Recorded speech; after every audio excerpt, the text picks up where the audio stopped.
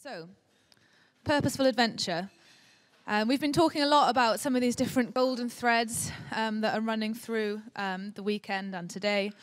Those of us who are a little bit bleary-eyed and midge-bitten, it's because we've been in a field, a beautiful field, for the last couple of days at the first Purposeful Adventure Festival. And this is sort of like a golden thread, or to take the fungal analogy, a golden hypha that is kind of expanding, and we're going to focus in on a little bit on that in this session. So at Trash Free Trails, that we believe that Purposeful Adventure is where our ideas and creativity come from, that the awe and wonder of the natural world is a source of the ideas and connections. We also believe that it's no longer enough to leave no trace. We have to strive to leave a positive trace on the people and the places that we interact with when we're adventuring. So this session is all about inspiring and equipping people to purposefully adventure in their own way. And so our first speaker is somebody who knows an awful lot about this. So I'm going to welcome up to the stage Dr. Emma Pope, who is a doctor of Transformational Adventure Tourism. She is somebody who is personally and professionally connected with nature. Thanks so much for coming to speak to us, Emma.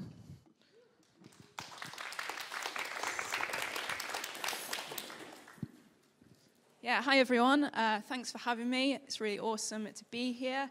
And yeah, today I'm going to talk a little bit about connection with nature through adventure. And importantly, as we've started talking about so far today, how we can convert this kind of love of place, love of our adventures, with that care for those environments as well, so that they kind of transcend the boundaries of just that trail or that mountain or wherever it might be, and we can walk all that, or ride or roam or run back into our everyday lives as well. So Rich and Dom asked me to talk a little bit about my why. I've never done this before, so it's quite a nice thing to do, and I've kicked it off with a really embarrassing photo as well. But essentially, I think I've kind of had this connection with nature for kind of as long as I can remember, even if I didn't know what that was or I wasn't that aware of it. I look pretty happy in that field there. The middle photo, if we fast forward quite a lot, is me at Stanage in the Peak District National Park. So just rewind a little bit, actually. So when I was trying to make decisions around university and what I wanted to go into, I was completely lost. And it took a gap year and a couple of online what should I do as a career quizzes to kind of start realizing I could do something that I'd always been passionate about, that provided me with kind of all my kind of meaningful moments up to that point. So that was very much around tourism and place and sustainability. So my undergraduate dissertation was looking at place attachment, place symbolism, so how the places that we go to for recreation can convert to care for those environments. And I was looking at kind of voluntary income schemes as a means of doing that. So that's really where my kind of passion for sustainable tourism, nature connection, all those kind of things came to. And I think that's probably quite not so succinctly my why, so that we can have these kind of really profound, meaningful experiences. And how do we tie that to recognition of the place that that nature has in our lives? And that'd be a very organic way of protecting it. Over on the right there, that's just me on an adventure. Just kind of recognizing how those spaces have given me increased confidence in the outdoors and within myself as well. So my kind of academic and professional and personal journeys are quite intertwined. Which led me to doing this, which is actually my PhD data collection, which was, a good decision. That was pretty awesome. So I'll whiz through the focus of my PhD quite quickly, if possible. So it's very much looking at the idea of tourism as a means of transformation. So how it can provide kind of really profound changes within us, kind of big or small. And I was really looking at nature as the setting for that transformation to occur. But I wanted to lead it away from solely that kind of personal transformation, so like going on a gap year and finding yourself, which is obviously really important, but how we can then use that for a force for good as well, and how it can transform our relationship with nature and the settings that those moments occur in. I'll whiz through this. So my PhD research was looking particularly at coast steering and kayaking, But as I go through today, I think a lot of these discussions are applicable to different adventures, and it's something I want to look at going forward as well. So some of the key things to come out was this idea of authentic interactions. So that being between the tourist, the visitor, and the guide as well. And that not just being around kind of safety or knowledge of the area, but really about that kind of authentic character, that sense of reassurance, and how this sense of negative emotions such as like fear can be overcome with the help of those interactions and become something really positive in terms of like personal growth, accomplishment, that kind of thing. The idea of togetherness, so the people we embark on these adventures in, and realizing it's not only beneficial to us, but kind of the satisfaction of seeing other people benefit from those environments and those experiences. The idea of slow and fast adventure, which I'll skip over now because I'm going to talk a little bit later about that. Adventure providing different activities. So I really like the mushroom data visualization from earlier, and thought it's kind of similar to thinking different activities give us different perspectives on ourselves, but also the landscape that it's happening in as well. And then finally, love for nature is kind of the narrative that binds all this together. So loving what it provides us, and then wanting to give something back as well. So something I looked at fairly early on in my PhD literature review was the idea of having an elective centre. So Cohen, quite a while ago now, but I still think it's quite relevant, came up with the idea that there's different modes of tourist experiences, so different reasons why we embark on those kind of experiences. At one end, this recreational mode, so the idea that we're just seeking fun, excitement, escapism, and right at the other end is this existential mode, and that's where this elective centre comes in. And he spoke about how those tourists have two worlds, so they have their everyday, and then they have their elective centre that provides that sense of meaning and that sustenance which is lacking in the everyday. So I look a bit like this. So going from your everyday, I try to use diagrams to make it slightly more interesting, hopefully it translates, and going to the mountains or the trail or wherever it might be and getting that sustenance, that meaning, that sense of purpose. But then I started to think, well, that's great, but surely the potential of those experiences are missed if you're just kind of relying on going to them and experiencing it, and you're not taking it back into the everyday, which would look a bit like this. So one of the ways I began exploring this and the benefits that we gained from those places was looking at different forms of well-being. And there's two kind of perspectives of this. So hedonic well-being, which is that kind of maximum enjoyment, quite short-lived, would fit into that recreational mode that I just spoke about.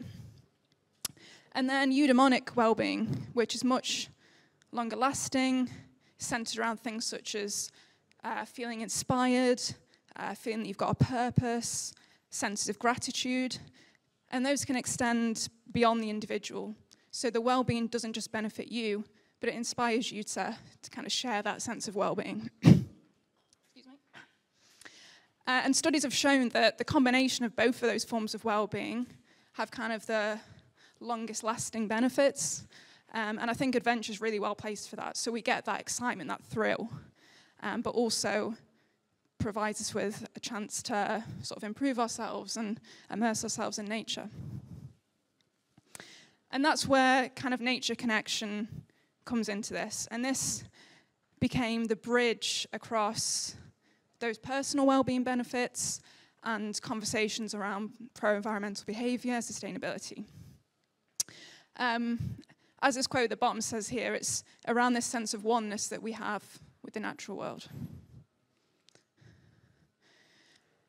And what's quite important here is, in order to create this sense of nature connection that provides those benefits, it's not just about the amount of time that we spend in nature, objectively. It's about what happens when we're there. So how can we encourage that connection to happen so that we foster those benefits for people and nature? And Perkins at the bottom here describes that it's clear recognition of nature's intrinsic value therefore leading to a kind of innate sense of wanting to protect it from harm. So quite different to narratives around kind of wanting to behave sustainably because of guilt or whatever it might be. Or a happy path to sustainability would be another nice way of looking at it. And so one of the things that really struck me when I was doing my research was Schultz's idea of inclusion of nature in the self. And this is how far we see nature kind of as part of our identity, as part of our value system, a part of our behaviors. I've not got enough hands, but essentially he created 7 sets of circles. So at one end, 2 circles to represent self and nature, and they're completely separate, so it shows a complete kind of disconnect. And then right at the other end, they gradually get closer and closer, until right at the other end, it's just one circle. So self and nature are kind of completely intertwined. Which, hopefully, stay with me, hopefully this would look a bit like this. So the connection with nature that we feel in those environments, because we've developed that connection and nature's all around us, we can take back home, back into the everyday, and we can find those moments of meaning and all those kind of benefits nature gives us back at home as well.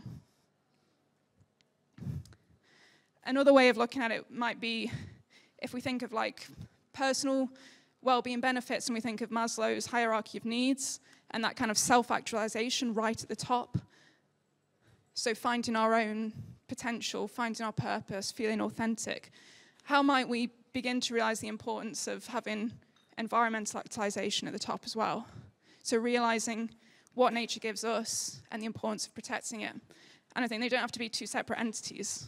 We can kind of realize how intertwined those 2 things are.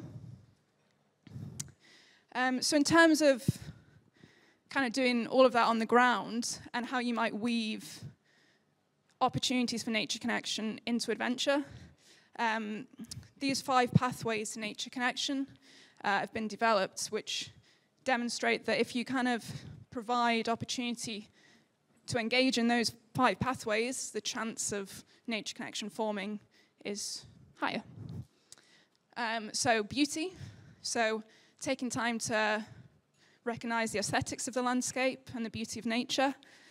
Contact, around kind of engaging the senses when we're out and about. Emotion, so recognizing the positive feelings that nature provides to us. Meaning, how we begin to recognize the role that nature has in our lives and how we might express that in whatever way. And compassion, which is very much around this kind of purposeful adventure idea. So what can we give back to nature when we're out doing all this other stuff that benefits us?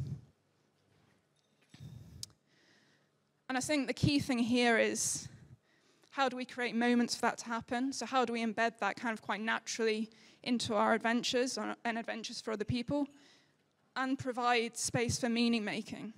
So making sure we're not just having a busy day and then going back home, but we're reflecting on it and encouraging space for meaning making and reflection for other people. And one way of doing this, as I mentioned earlier, is this idea of slow adventure.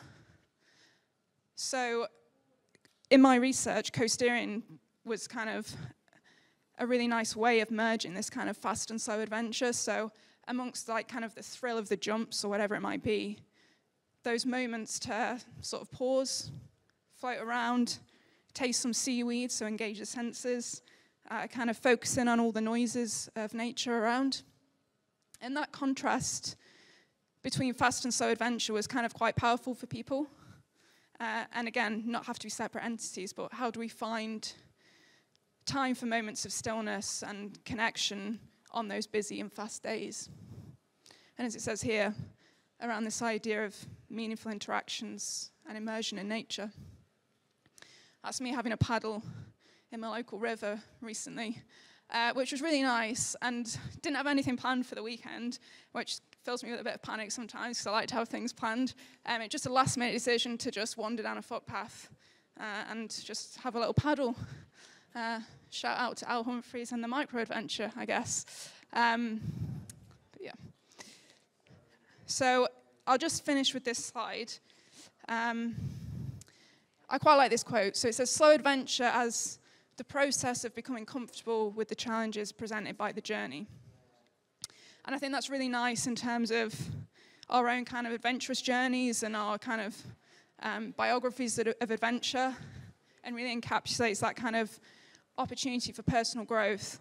But it's also quite nice to start thinking about some of the challenges that we've discussed today and becoming comfortable with them and realizing that potentially that connecting with nature provides that bridge between this is awesome for us and it can create that innate sense of care. So yeah, thank you very much.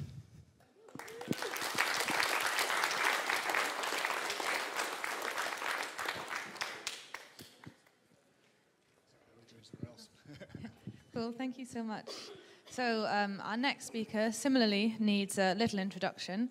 He was the first employee of Trash Free Trails. And as you may have noticed today from all of his running around, he makes a lot of the magic happen behind the scenes.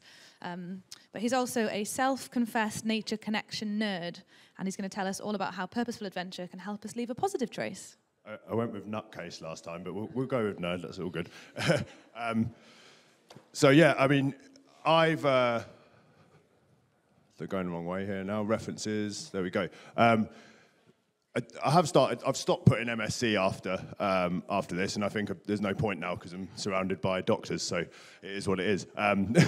So yeah, my background actually isn't in this, and unlike Emma, I didn't have a connection to nature up until 5 years ago. I spent my time doing other things, let's say. So that brings me nicely to my why. Like, what am I doing here if I've only just become connected to nature semi-recently, I guess? And really, it's Purposeful Adventure that brought me in to nature connection. So bringing purpose to adventures, but why? Why do you think that adventure? Why do we need to do that? Why is adventure a space for purpose? And I think that whether it's riding, running, roaming, or whatever, there's always room for more. So how can we build on that? Before I go any further, is this actually needed? Is this something that the white, industrialized, educated demographic thinks is a good idea? But is it a good idea? This is quite a while ago now, but Richard Louv postulated a theory called nature deficit disorder, and it's particularly prevalent in children, or at least that's what he thought. So what he said is, for a new generation, nature is more of an abstraction than a reality. Increasingly, nature is something to watch, consume, to wear, and importantly then, to ignore. So there's a couple of problems with Richard Louv's ideas, and the first one is that it's restricted to children, but it's important now to remember that the people he was talking about in 2005 are adults now. But what's interesting about that is that the kind of research on this has dried up. So the concept of nature deficit disorder is and was debated because of this lack of evidence, but because nobody wants to pay for research that's going to tell us that people are less connected to nature. So there's a slide coming up that will illustrate that. But yeah, so these people are now adults, and we've got to cater to both the adults that are suffering from nature deficit disorder, as well as the children that might be. So a quick quiz. This is National Trust research from 10 years ago, so again, just consider the implications of that now. Do we have any idea what percentage of children regularly use their local patch of nature? And remember, a patch of nature can, like that, imagine who paid for that research. So what is that patch of nature? Any guesses? Just a percentage. Let's go, it's upside down. So what percent? We'll go. So 47% of adults were aware of biodiversity loss in 2019. Despite how much everybody in this room knows about that, 50% of the real world didn't know about it. And it's less than 25% of children use their local patch of nature. And again, 2012, so 10 years on, what's going on? We don't know yet. and less than 10% of children regularly play in wild places compared to almost half a generation ago. So the need is clear. This is all UK based, and this next slide is UK, Japan, and the USA.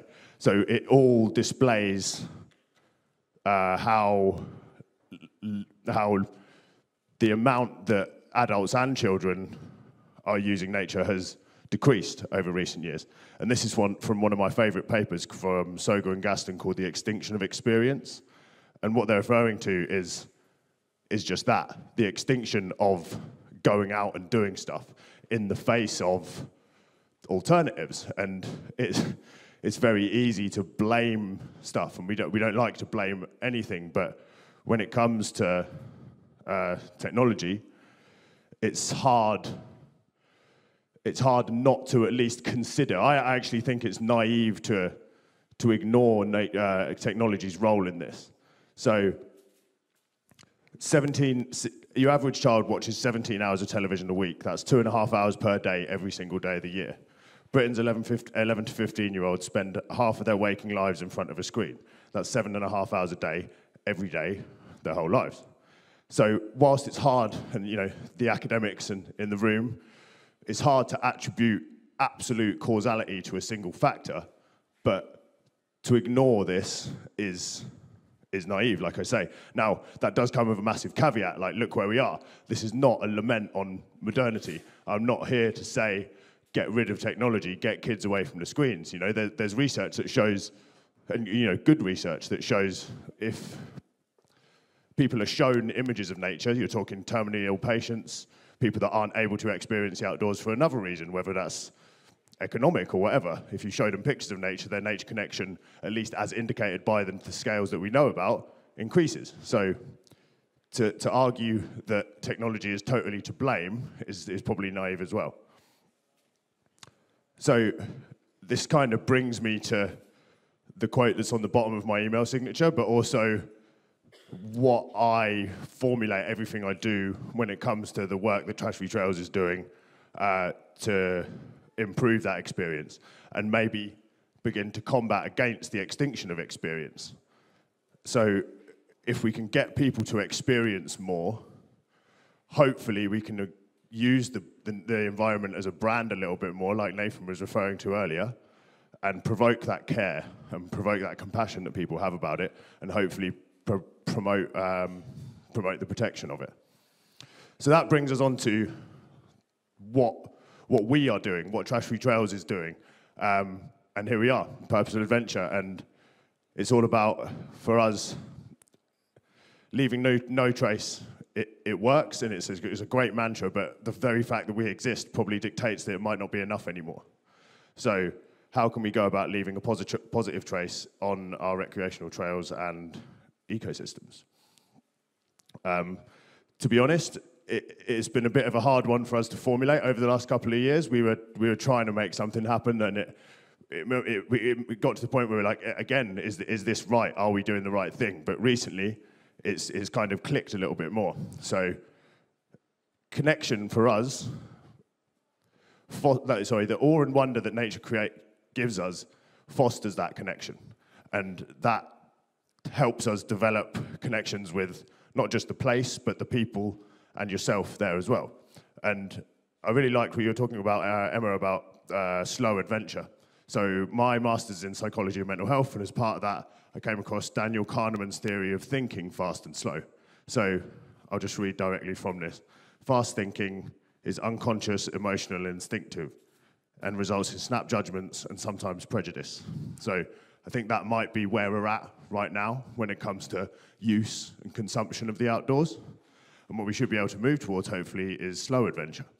So slow thinking is what most of us would consider actual thought, conscious, deliberative, and mostly rational. So let's try and apply Kahneman's thinking fast and slow to adventure fast and slow. And I think we should write a book on that exactly. So yeah, this for us is all about creating those connections. And how are we going to do that? It's something that's like easy to say, create a connection with the people around you. And I've been talking about it all weekend. Just talk to someone on the trail. That might not be as easy for someone else as it is for me or anybody in this room. So how are we actually going to do that? And I'm going to hopefully we're going to adopt a couple of theories. The first one is the 5 pathways, Miles Richardson from Derby University. I'd love to get him here, I think, at some point. So I won't go into detail on those because Emma spoke to about them, but the other diagram there is learners' 5 C's of positive youth development. The more astute amongst you in the room might notice that there's actually 6 C's. So can anyone guess what the 6th one is? And bear in mind, so you have 5, and once a child has developed those 5, only then can they reach that 6th. So Joe, Baber, and Duncan aren't allowed to answer this question. But yeah, anybody, any guesses as to the additional 6th?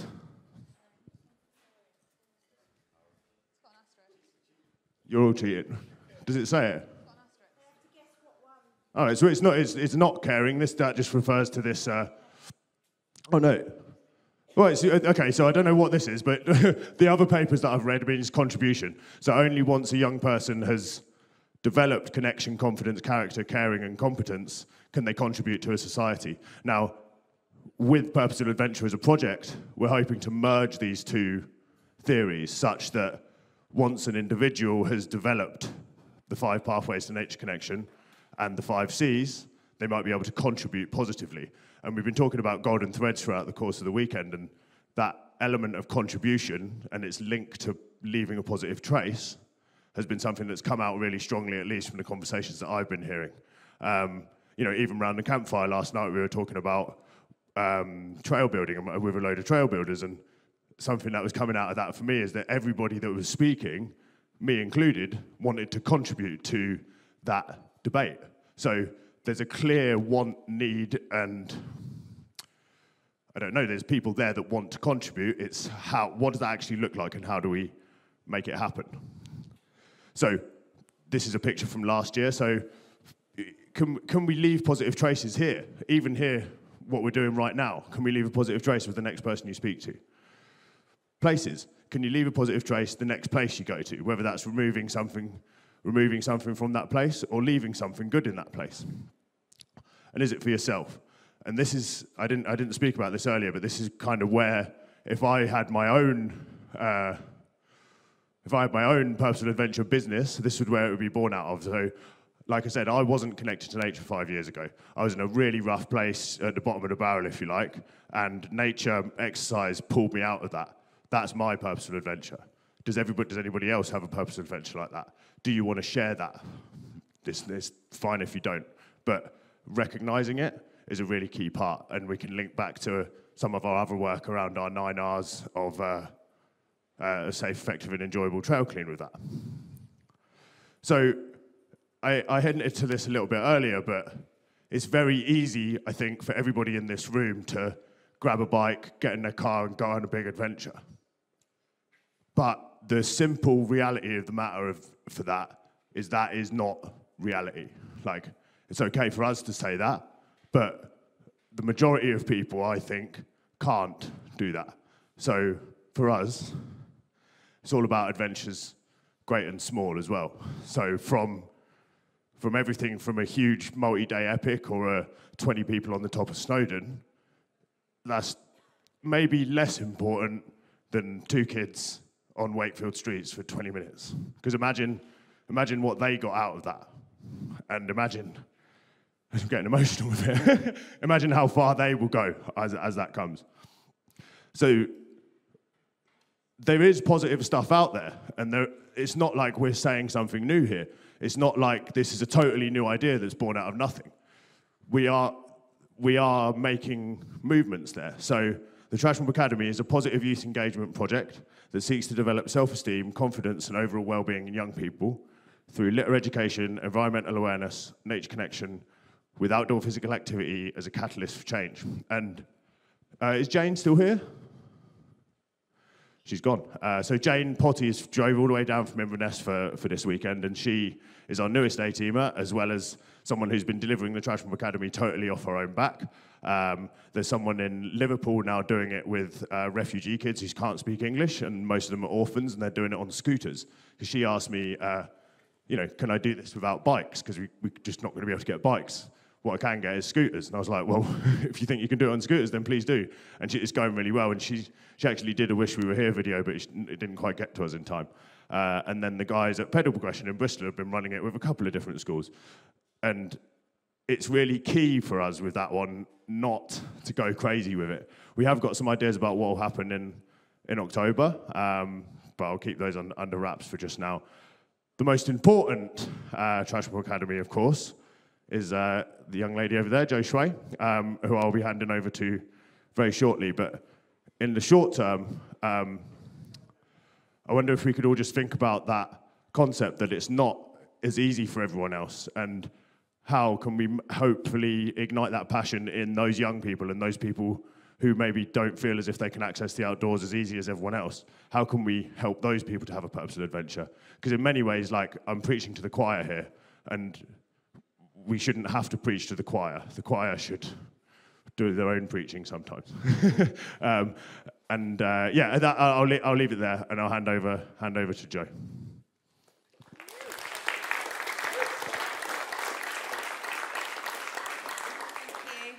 Hi everyone.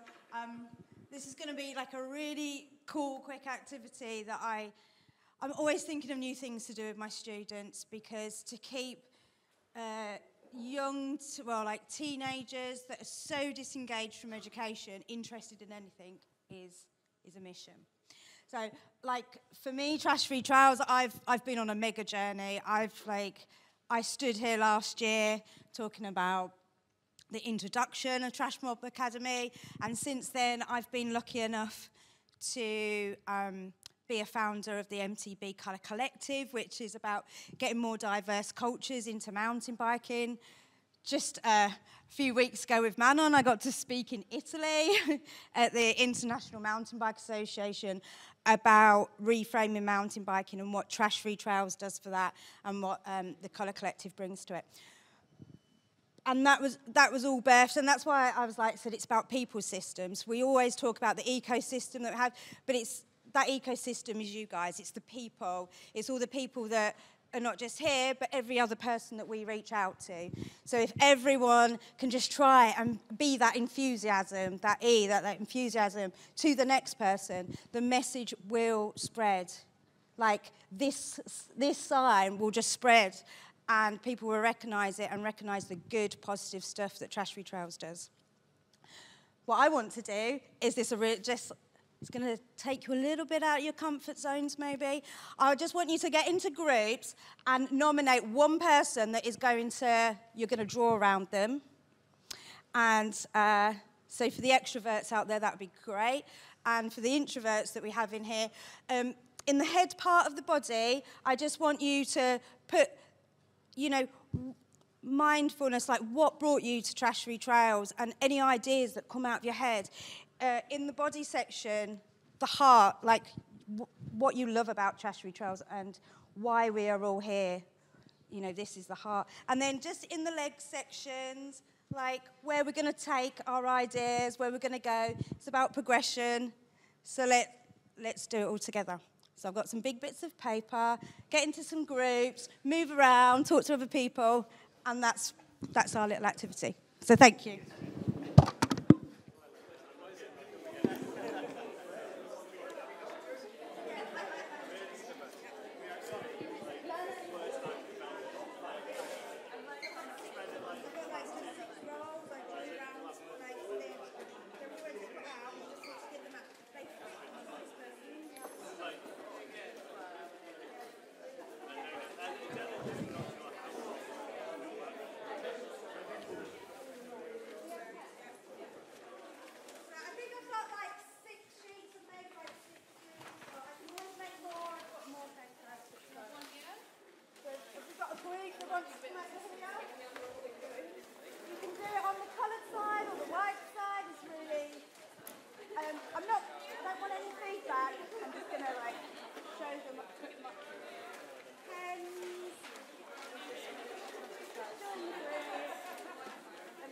My flies are undone for the whole thing. Classy lady, isn't it? We've got a group over here in Manon. Sorry, I'm trying you up a group.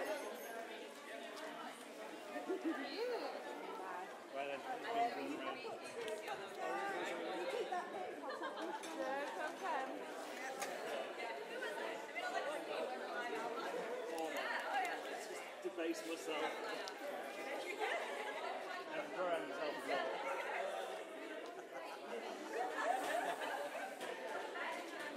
Stop there. I'm throwing around you. With a pink pen.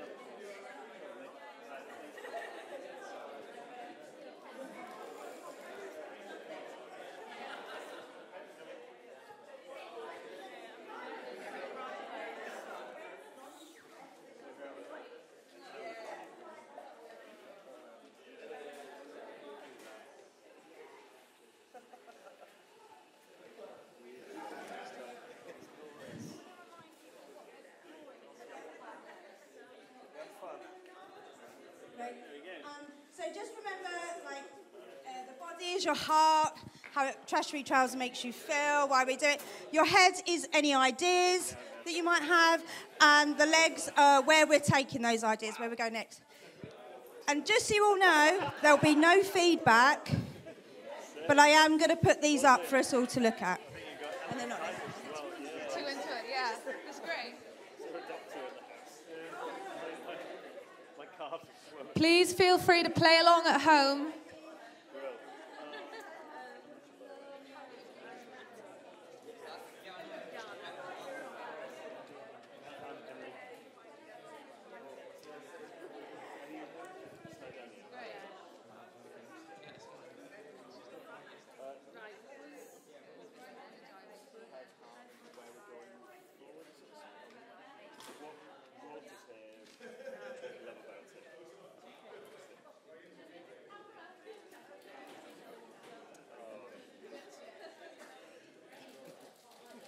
A tiny, tiny little brain in there. Looks like you've got your cap on backwards in there. Yeah, this is on the angle. Street, isn't it? Street cross. Coming up there, 2 days of camping. You know, so the legs are like, you know, where you want to take all your ideas, where do you want to go, what do you want to do next, what progression are you going to make. Obviously, heart, why you love that, ideas. You can What do was the like, head? it's like, I'm a bit mixed with the head, because it's like ideas that you have, but also mixed up with like, why with me, what made you think about, oh, I'm going to get involved in Trash Free Trials. A little wide. Yeah, and you could, you know, if you want to do like you could do a light bulb for ideas, or just a question mark. Everyone's now drawn, and now you're all like, It's like hands with a high five.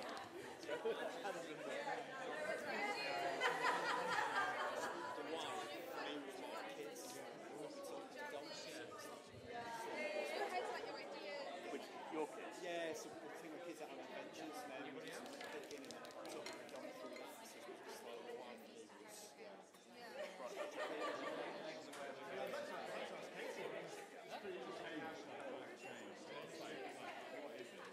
Is that legs change?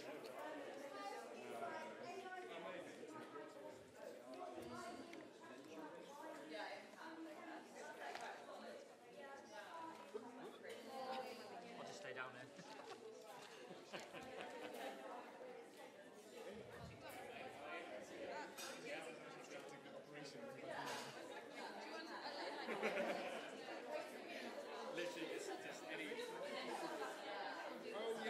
We'll have, so if we have half an hour for lunch, we'll be back on track at 2 for panel.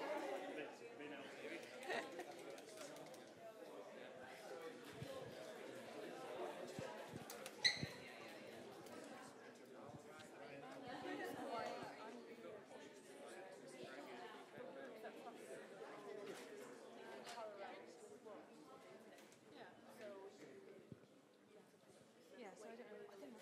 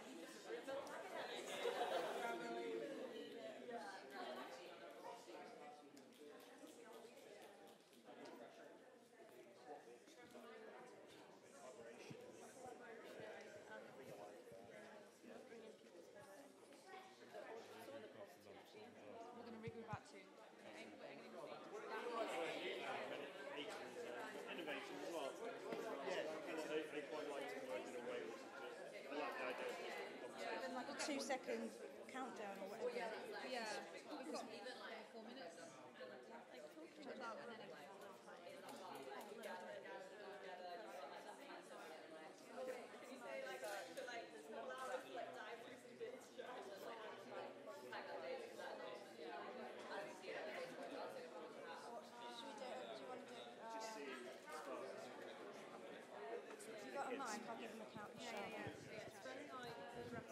Hiya, just to let you know, we've got 2 minutes left.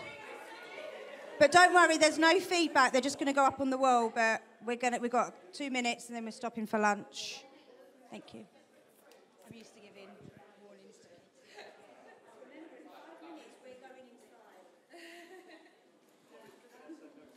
What about the legs? Where are we going? Where are we going?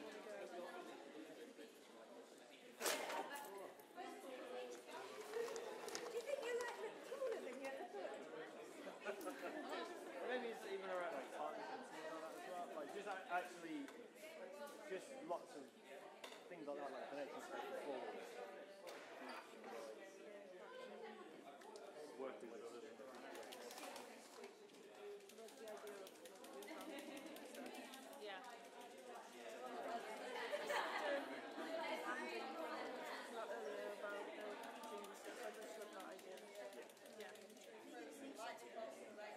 Yeah. Use sustainable transport, doesn't it? There's no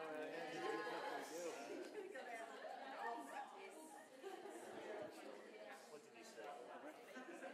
I think just like that, like I say, like new ideas and like and partnerships and sort of working with new people.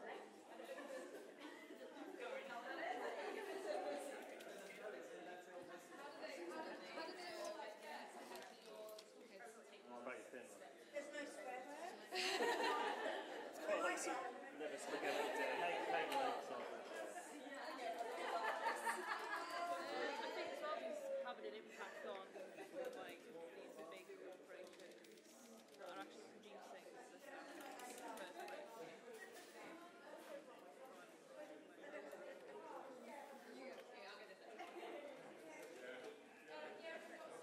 A bit like you said as well, which I guess is a huge thing, is like reframing stuff as well, isn't it? So you're kind of reframing this negative. And being able to kind of reframe the argument with more information. So Right, guys, that's going to have to be your last words. So stop what you're doing, and I'm going to come and get them. I'm going to put them up on the wall, so go and have a read of everyone else's, and I'm passing you over for lunch instructions. Thank you.